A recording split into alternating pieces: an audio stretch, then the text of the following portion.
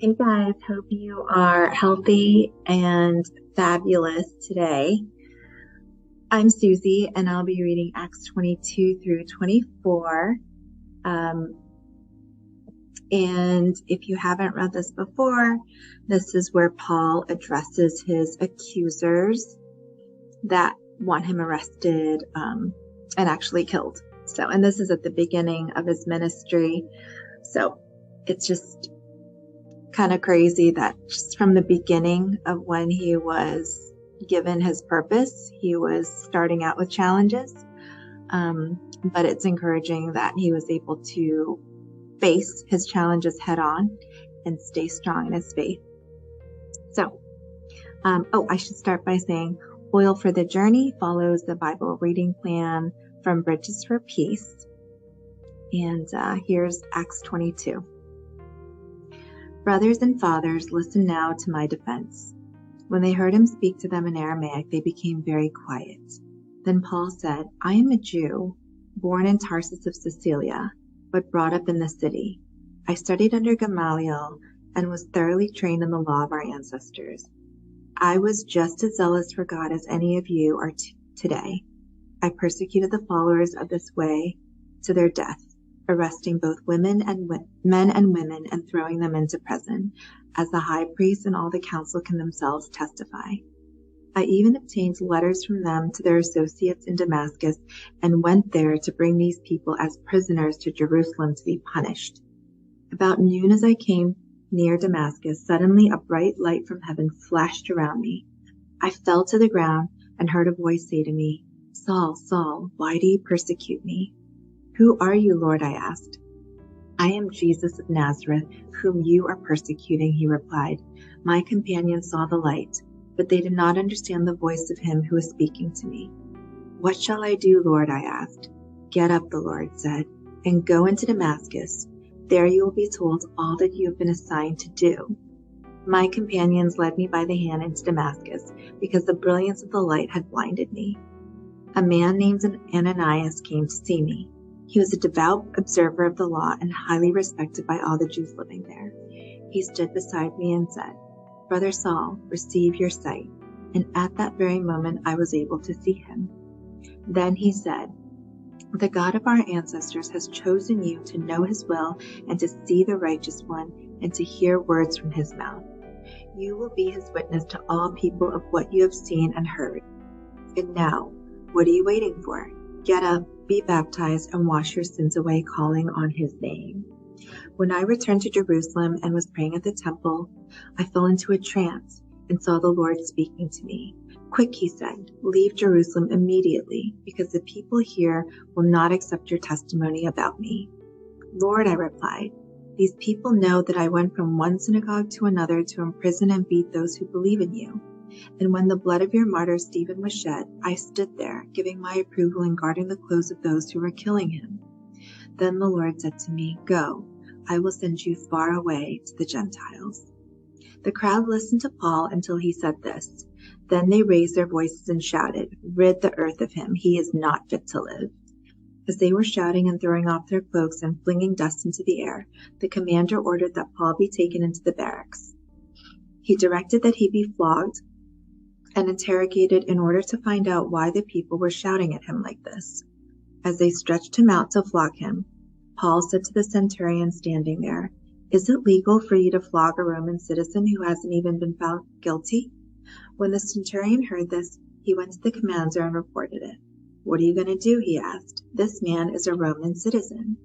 The commander went to Paul and asked, Tell me, are you a Roman citizen? Yes, I am, he answered.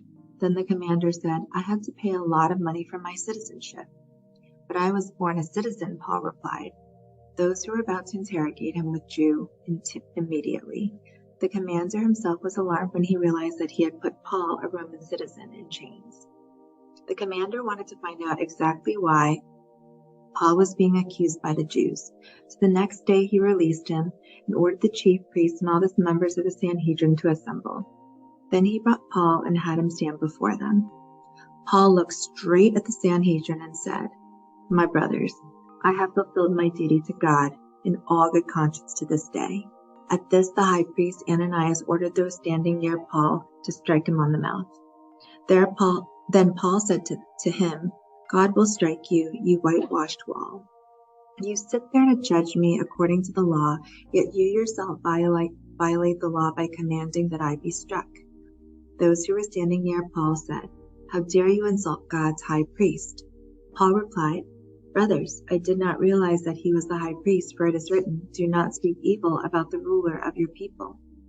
Then Paul, knowing that some of them were Sadducees and the other Pharisees, called out in the Sanhedrin, My brothers, I am a Pharisee, descended from Pharisees. I stand on trial because of the hope of the resurrection of the dead.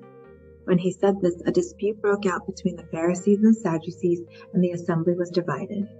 The Sadducees say that there is no resurrection, and that there are neither angels nor spirits, but the Pharisees believe all these things. There was a great uproar, and some of the teachers of the law who were Pharisees stood up and argued vigorously. We find nothing wrong with this man, he said. What if a spirit or an angel has spoken to him? The dispute became so violent that the commander was afraid Paul would be torn to pieces by them. He ordered the troops to go down and take him away from them by force and bring him into the barracks.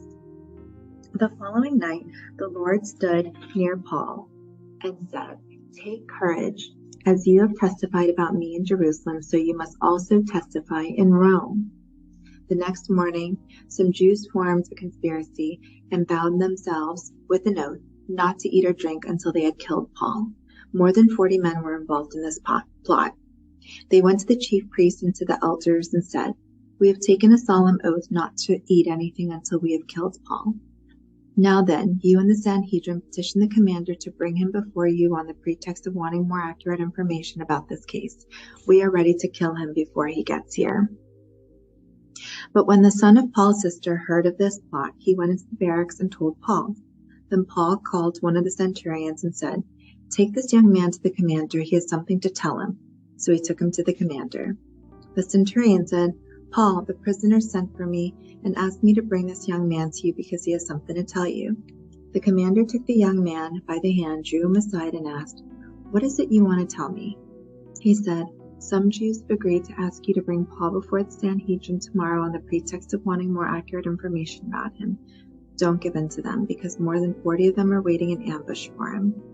They have taken an oath not to eat or drink until they have killed him. They are ready now, waiting for your consent to their request. The commander dismissed the young man with this warning, Don't tell anyone that you reported this to me. Then he called 2 of his centurions and ordered them, Get ready a detachment of 200 soldiers, 70 horsemen, and 200 spearmen to go to Caesarea at 9 tonight. Provide horses for Paul so that he may be taken safely to Governor Felix. He wrote a letter as follows. Claudius Lysias, to His Excellency Governor Felix. Greetings. This man was seized by the Jews, and they were about to kill him. But I came with my troops and rescued him, for I had learned that he is a Roman citizen. I wanted to know why they were accusing him, so I brought him to their Sanhedrin. I found that the accusation had to do with questions about their law, but there was no charge against him that deserved death or imprisonment. When I was informed of a plot to be carried out against this man, I sent him to you at once. I also ordered his accusers to present to you their case against him. So the soldiers, carrying out their orders, took Paul with them during the night and brought him as far as Antipatris. The next day they let the cavalry go on with him, while they returned to the barracks. When the cavalry arrived in Caesarea, they delivered the letter to the governor and handed Paul over to him. The governor read the letter and asked what province he was from. Learning that he was from Cilicia, he said, I will hear your case when your accusers get here. Then he ordered that Paul be kept under guard in Herod's palace. 5 days later, the high priest Ananias went down to Caesarea with some of the elders and a lawyer named Tertullus. And they brought their charges against Paul before the governor. When Paul was called in, Tertullus presented his case before Felix. We have enjoyed a long period of peace under you, and your foresight has brought about reforms in this nation. Everywhere and in every way, most excellent Felix, we acknowledge this with profound gratitude. But in order not to weary you further, I would request that you be kind enough to hear us briefly. We have found this man to be a troublemaker, stirring up riots among the Jews all over the world. He is a ringleader of the Nazarene sect, and even tried to desecrate the temple, so we seized him. By examining him yourself, you will be able to learn the truth about all these charges we are bringing against him. The other Jews joined in the accusation, asserting that these things were true. When the governor motioned for him to speak, Paul replied, I know that for a number of years you have been a judge over this nation, so I gladly make my defense. You can easily verify that no more than 12 days ago, I went up to Jerusalem to worship. My accusers did not find me arguing with anyone at the temple or stirring up a crowd in the synagogues or anywhere else in the city, and they cannot prove to you the charges they are now making against me.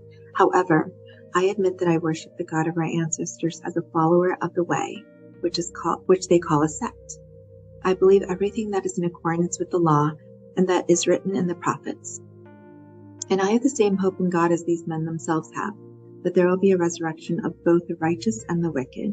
So I strive always to keep my conscience clear before God and man. After an absence of several years, I came to Jerusalem to bring my people gifts for the poor and to present offering. I was ceremoniously clean when they found me in the temple courts doing this. There was no crowd with me, nor was I involved in any disturbance. But there are some Jews from the province of Asia who ought to be here before you and bring charges if they have anything against me. Or these who are here should state what crime they found in me when I stood before the Sanhedrin, unless it was this one thing I shouted as I stood in their presence. It is concerning the resurrection of the dead that I am on trial before you today. Then Felix, who is well acquainted with the way, adjourned the proceedings. When Lysias the commander comes, he said, I will decide your case. He ordered the centurion to keep Paul under guard, but to give him some freedom and permit his friends to take care of his needs. Several days later, Felix came with his wife, Drusilla, who is Jewish. He sent for Paul and listened to him as he spoke about faith in Christ Jesus. As Paul talked about righteousness, self-control, and the judgment to come, Felix was afraid and said, That's enough for now. You may leave. When I find it convenient, I will send for you. At the same time, he was hoping that Paul would offer him a bribe, so he sent for him frequently and talked with him. When 2 years had passed, Felix was succeeded by Porcius Festus. But because Felix wanted to grant a favor to the Jews, he left Paul in prison. So, even throughout the challenges, God gave him favor with different people in authority.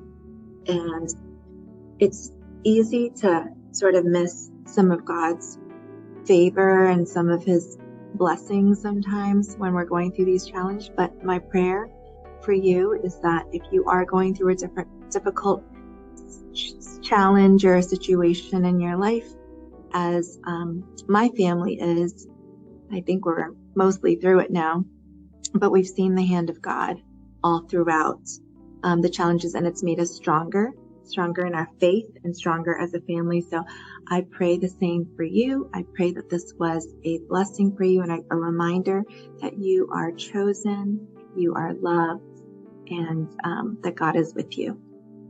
All right, God bless you guys. Take care.